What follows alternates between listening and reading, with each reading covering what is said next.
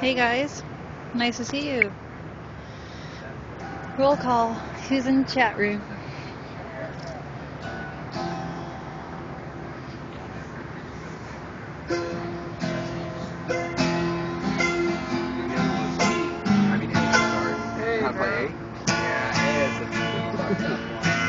You're gonna do this a G bar. It goes like this. Yeah, it's between the two dots on your finger. How you doing, darling? Hi. Hey, you got a light for a hippie, man? Yeah, I got a light for a hippie. Can I play you guys on Hey, Job, get a hippie. a song? Just Let's I gotta go pretty soon, unfortunately. He's waiting on me for something. We're gonna I'll be right back. I'm gonna let you down, hippie. You said 10 minutes. Well, you didn't do it, though. Before you jump it. I know, it's 5 to 10 minutes around, But And he said, what would you do if I sang out of tune? You guys going? Would you stand and walk out on want some of me? this? Oh yeah, I'm gone. Oh yeah, that'd be awesome. I'm gonna take a safety break and then I'll be Alrighty.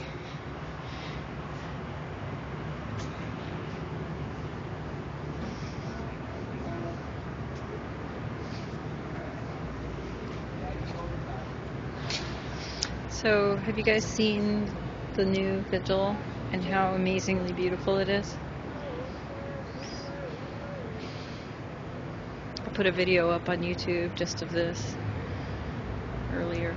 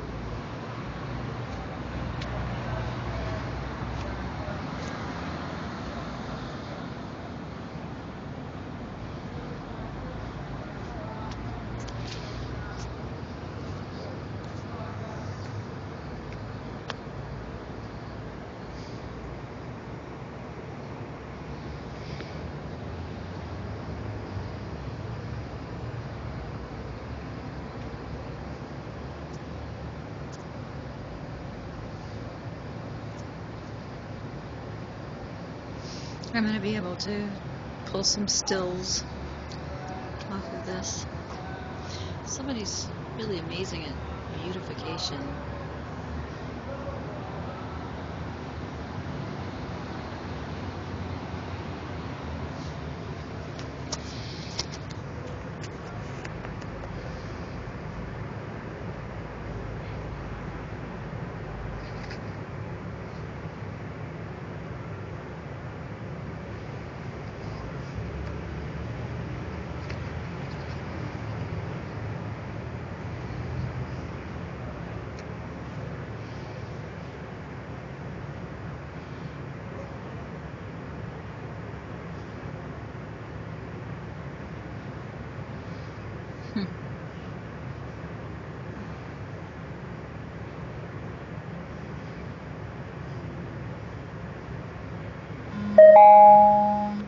This is neat.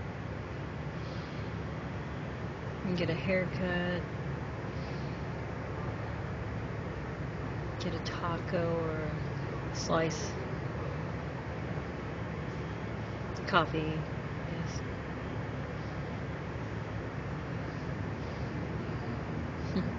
Load of laundry or a one zone bus ticket.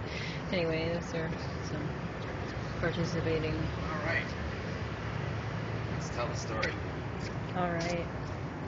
I was just showing the people how beautiful. Oh, it's so nice. It's really lovely. Yeah, it really is. I like your slippers. Where did they come from? Poof, there they are. Poof. It was on the night of Poof. Yep. Poof, there they are. That's funny. Alrighty. So I got a light on. Maybe I don't need that. Yeah, I don't know. Might be good. Okay. So, what's the story about, Colonel? Okay, this story is about the, well, it's about the changing of the guard in a way. The story is about the Vigil and its ever-progressing evolution. And so they've, as many of the viewers might be aware, they've decided that they want to try to change the zoning on the sidewalk here. And so I decided that I was coming down here to get arrested after watching 99 get arrested a few days ago, and then seeing that we need to take a stand, that this is something that more people need to get arrested on, and I decided I was going to get arrested. So I packed up the bike trailer with all this gear, and I also decided that while I was down here the night before that I was going to remake the Vigil space, the altar that we have here, and we had a card table, and we had a card table with a square kind of angular covering over the card table, and it was good. I mean, it got us through last winter, and it was here all summer, and it served its purpose. And I also had a vision of a space like what we have now, which is a circular space and a dome. And this is something that we also had done previously, and the weather got the better part of it, but we learned a lot from that. So anyway, I brought all the gear down to remake the Vigil space here, and to draw a line in the sand there over on the curb with the police in the morning. So I was busy doing my stuff. It was good energy. And the Justice League is camped out over in front of the Injustice Center, and so we were hanging out over there, charging up the phone and stuff like that, and just chatting with those guys over there. And it got time to come back over here to the Vigil, and I started walking back up here, and Barry Joe came scooting down towards me saying, "Hey, your ride's here. They're here to arrest you. Come on, it's time to go." And so I wasn't quite ready to get arrested. I was planning on getting arrested in the morning after I finished the space here. And there was other people that had said they were going to be showing up to stand ground. So what happened was, this was the night of really the first rain. So Barry Joe had found like this 10-foot long pole. And I brought my tarp that I use for sleeping in. It's a big tarp, kind of a little bit heavy duty.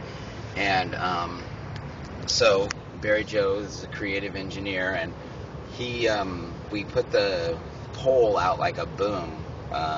We got 99's bike, and then we crossed the pole up over it like this, and then put weight down here on this end, so it was like a boom. There was this stick sticking up into the air, but we weren't tied off to any trees or any news boxes or any poles or anything.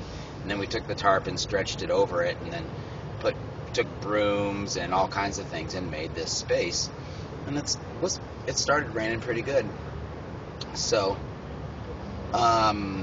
it was a nice hangout space. Everything was going fine. A number of cops had driven past, and we just are really trying to push.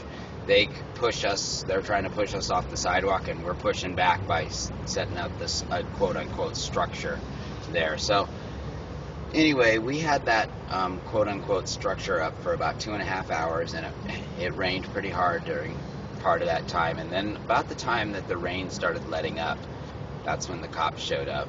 And so they told us that we couldn't have the structure, and we had the conversation about how it's not a structure. Yes, it is a structure, take it down. Oh man, I've told this story a number of times, and I'm not going to tell it as good as I've told it, but give it your best shot. All right, so one of the things that I do down here is I am a go-between for the cops. I'm trying to think of the right word. Like a liaison? Yeah, I'm a liaison for the situation down here to the police, and I give them a fair bit of guff, and I also give them a fair bit of respect, and somehow it works out. And so anyway, I came running up and started doing my liaison thing, and they're telling me this is a structure, and I said it most certainly isn't a structure, and I told them about my court case and how it's not for them to decide whether it's a structure or not.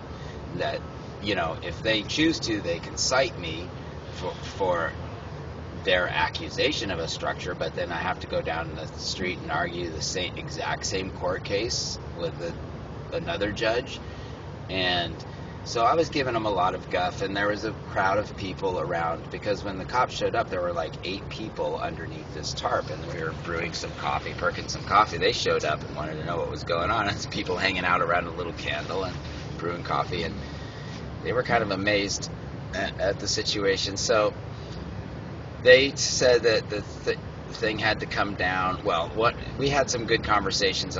They were telling me it's a structure, and I said it's not a structure. I said, do you know what the ordinance says? Can you tell me what the ordinance says a structure is? And he was silent. And I said, according to your ordinance, my shoe is a structure. And his face kind of dropped. They have the recording device right up to me, so I'm telling them all this stuff, and I'm telling them they don't know their Constitution and they don't know their law, and they need to just leave us alone and go away. And they're like, the structure has to come down. And so I said, well, I have to make a decision with the group, so give me a minute. And so I leave the area where I'm talking to the cops and just step over the pole and start talking to people. And I'm just really delaying. I'm just like trying as hard as I can not to respond to what they're telling us to do, but I don't want to lose the tarp, because I want to get arrested in the morning when other people are showing up, and I don't want to get arrested for a structure again. I want to get arrested for pushing this zoning thing, so it wasn't the fight that I wanted. So they say, we're going to cut this down or you're going to cut it down, and I walked back over to him and I said, hold on, I said, this is not a structure. You guys are outside of the law, and we don't believe this is wrong, and we know for a fact it's not wrong, and I need to make this decision with my group. Hold on just a second. So I turned around and walked back over to the people, and I'm just like saying, all right, well, let's do this. And so they were like, all right, we're going to cut it down. And so I said, no, I'll take it down. And somebody gives me a knife, and I just like take as much time as I can, like cutting the ropes, and everybody's giving them guff, and so I cut all the ropes down, and then the tarp's just hanging over the pole sticking up into the air, and the tarp's hanging down on the ground. And they say the tarp has to come down, and I said the tarp is down, and they're like, no, the tarp has to come all the way down. I said, no, that's not a definition of a structure. You guys can go now. And they're like, they're gonna take I know they're not gonna take that for an answer. So I cut the last 2 pieces of rope and pulled the tarp down to the ground, and I said, fine, the tarp's on the ground. You guys can go have some donuts now, and you should probably read your Constitution again too, because you're obviously not very fresh on that. So I gave them a lot of lip, and you know what they did? They got in their cars and split. Yay. So then, there's more to the story. They came back later, the next day when hardly anybody was here, and, took our stuff. But yeah, which we did talk about. Yeah, I'm sure there's some footage of that. So anyway, spent the night rebuilding the space here that Mary showed you, and the previous vigil table, we set it out on the curb out there. We didn't know what to do with it. We didn't want it. It had served its time, Yeah, in the future you can call and me. And we felt like, that's something the city has called a structure in the past, but we put it out on the sidewalk right in the middle zone where people will get out of their cars and walk into City Hall, and that's like the zone that they've been protecting for a lot longer time. Now they're trying to do the whole sidewalk all the way along the length of the building instead of just this middle part where people go in and out. So we put this table, the former vigil table, out there on the curb, and decided to use it as a newsstand, because the city has these newsstands, in front of all these buildings. There you'll see newsstands chained together. They're in every city, so that it's all kind of the same. funny thing is that there's no permitting process for that. That's just kind of I don't know what kind of agreement it is, but for somebody to put down a newsstand, there's no permitting process. So we figured, hey, Occupy gets a newsstand too. So we left it out there in this middle part of the thing, and it was out there all morning. It was out there until 2 o'clock in the afternoon. Like when the cop came by, and when I chased the cops off, that was like 3 o'clock in the morning, and they've regularly been coming by at 7:30 to wake people up. And so when the cop came by at 7:30 to wake us up, I told him about the table, that it wasn't a table, it was a newsstand, and that's what it was. And so it stayed there all day until 2 o'clock, and that would have just never happened in times previous, I don't think. And so then after that, we locked it. We got a lock, and we locked it to the newsstands, and we started putting leaflets on it and stuff like that. Including our book that shows what the laws are, the sidewalk ordinance, Right. and the Right. Ninth Circuit Court decision. And so then they came and took that the next morning, I guess. Yeah, so we They have came and took that the have next morning. testimony from myself about what Sergeant Helfrich said happened versus So- what all the witnesses said happened. So I mean, we weren't that attached to the table anyway. We'll get another newsstand. We're going to keep pushing it. Well, So we then are they- actually, if you had told me about it, really, I would have taken care of that table, and I am getting it back. So in the future, if we're Mary, going to do something, I I'll have put a it on the table card. if you need a table. No. I have one. This particular one, I worked with Mr. 60 to get, and it wasn't like just a table to me. All right. But anyway, So- I'm going to get it back. The last bit of the story. Well, then we've had a bike trailer out here and a bicycle, and that's kind of been our supply place. And we move it around, we unlock it and move it around. We brought it over and used it as part of the tarp and cantilever operation. We employed the trailer. But anyway, the city came over and hung signs on it twice in the last few days that they suspected it to be abandoned. They know full well that trailer wasn't abandoned and that it belongs to the demonstration here. They know that as for a fact. I know that the person that I talked to on the phone knew what he was doing. But if something's left unattended on the sidewalk for 3 days, they can take it. That thing certainly wasn't unattended or abandoned. But because And you it was, moved it. yeah, we moved it around, but we parked it back at the same place. So meanwhile, we have a little bike here behind the Vigil. Let's take a walk over there. Here, take my hand. Oh, you got it. Oh yeah, thank you. I'm just gonna take a second. That's so beautiful. Ernie says, when are they going to take away the Oregonian, Portland Tribune, and Willamette Week boxes? I know, that's what we were saying. They have to take them all if they're going to take ours. Right. So, Well, that's the way the city does things. Is over that they here, would rather, if you instead of back look down, they'd over rather take here, it away from everyone. we have the bike rack for the city employees who work at City Hall, and this little bike here, this little bike has been here for about 2 months now, and this little bike is locked up probably about 200 feet from where they took our trailer that they thought was abandoned. You buy that? I don't either. Anyway, this is my bike. I love this bike. You guys show you my bike. Gets me everywhere. I ride 30 miles a day often. So, now, this is an interesting thing. Let's go look at this other bike. Because if there's a tag on this other bike, then that would be very interesting. You know why? What? Because we know the person who has that one. Oh, there's no tag because they would have came. That's what Oh. I'm saying. Maybe. Would they tag somebody that we know and not No, somebody there's no else? tag on that bike. All right. Thanks, everybody. Hi, Japan. Bye, Japan.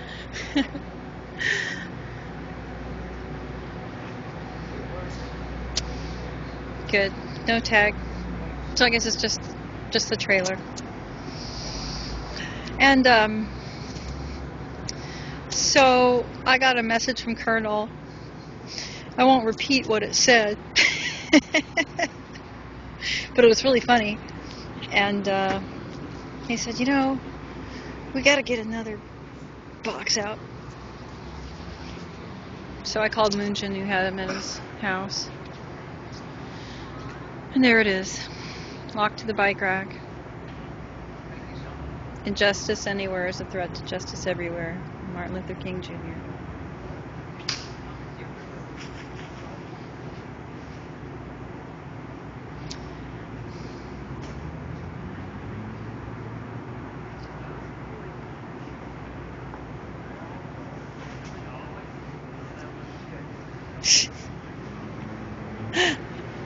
That's funny. Colonel, Ernie wants to know the serial number on those bikes.